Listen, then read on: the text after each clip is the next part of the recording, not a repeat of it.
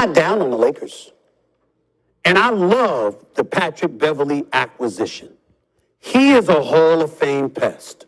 If there was a Hall of Fame for pest, he would be in it. Somebody that's going to ruffle your feathers and agitate you. And I'm not just talking, Doggy and Swagoo, about the opposition. I'm talking about your own teammates.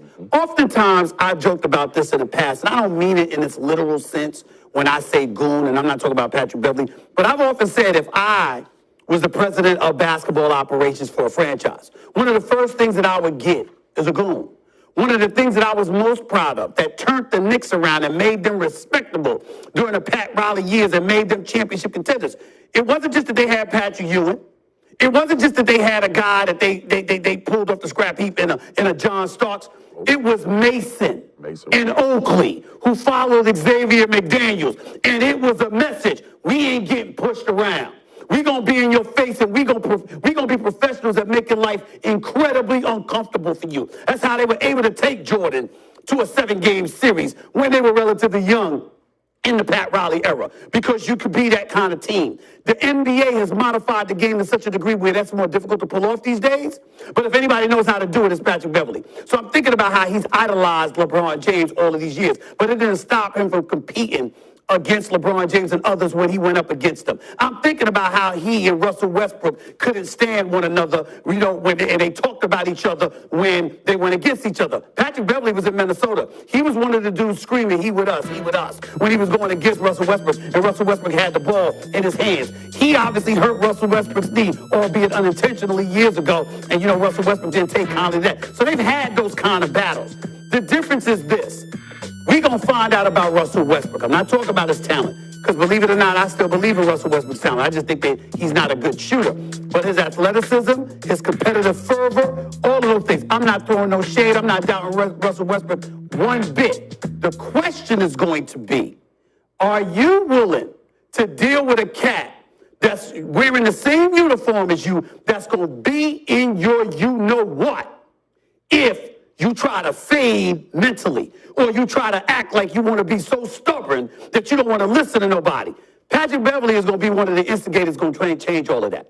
And I think that the Los Angeles Lakers need a personality transplant as much as anything else. You, Anthony Davis, you always getting hurt. You're going to hear about it with the Patrick Beverleys in your locker room, because he's going to have a contagious effect on other teammates. And you're going to have guys speaking up and speaking out and holding people accountable. And people don't realize how important that is, particularly when you're playing in places like LA, Miami, places like that, because you can get very comfortable. All right, the game's over. I'm just gonna go to South Beach, or I'm just gonna go, out to Catch. You know what I'm saying? The Catch restaurant, or Maestro's, or whatever. I don't need all this.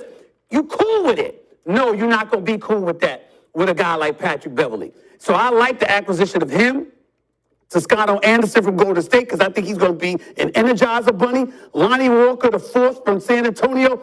He ain't a shooter. I'm not sleeping on him, no. But this kid, Scottie Pippen Jr., remember I said that name, Scottie Pippen Jr., Doggy. You're going to have guys that can come off the bench and spell for you. So it really comes down to the greatness of LeBron and Anthony Davis, and more importantly, the culture not being compromised. And Patrick Beverley is going to bring that Kobe-like culture to the Los Angeles Lakers, in my opinion. I think they would be better. I agree with your overall point, but there's a reason why Stevie A, Patrick Beverley's been on a million teams. There is a reason why Minnesota blew 2 games at home this year in the postseason in Memphis when he was on the Timberwolves, 30-point leads. He is not that good. One of the games, Karl Anthony Towns took 4 shots. He's not that good. You're going to tell me that Patrick Beverley is a big-time player? No, I'm not saying he's a routine player. But I admire him. Not a routine personality. Yeah, but you got to win. Matters. You got to win. You got to win. No, you got to be on the court making baskets and playing 40 minutes and scoring 20 a game. No, you don't. No, you don't have to score 20 a game. That's the point. No, you don't. Yes, you do. When Patrick Beverley is on the court, when Patrick Beverley is on the court, they hold. Listen, you always say he's done his job. That's where it starts. Thanks for watching ESPN on YouTube. For live streaming, sports, and premium content, subscribe to ESPN Plus. First of all, man, whatever the guy name is, he tripping. You don't have to score 20 points a game in order to affect the game. There's plenty of players that's nice, decent players that come off the bench or play throughout the game that doesn't score 20 points a game and still has some type of impact. Like JJ Redick wasn't scoring 20 points a game. Lou Williams wasn't scoring 20 points a game. I mean, they could score 20 points if they want to, but they didn't have to. They just came off and, hit a couple good shots or whatever the case may be is. But you don't have to score 20 points in order to win a game. It's players like that that's not that great of a basketball player, but their impact, their push, their faith, their energy. Draymond Green don't come off don't score 20 points a game, and he's still is known to go into the Hall of Fame because the impact and stuff he does. His energy. He puts in hella work because he lacks in other categories. He sounds stupid as hell. But let me know if y'all think this would be a good fit. I think it might work because Pat Beverly definitely is going to put you, put it in your mind, say you can do it. He's definitely going to, check niggas when they fucking up. Let me know how you feel about it in the comment section below. We're on the road to 200 subscribers. Hit the like, hit that subscribe button. I'm out.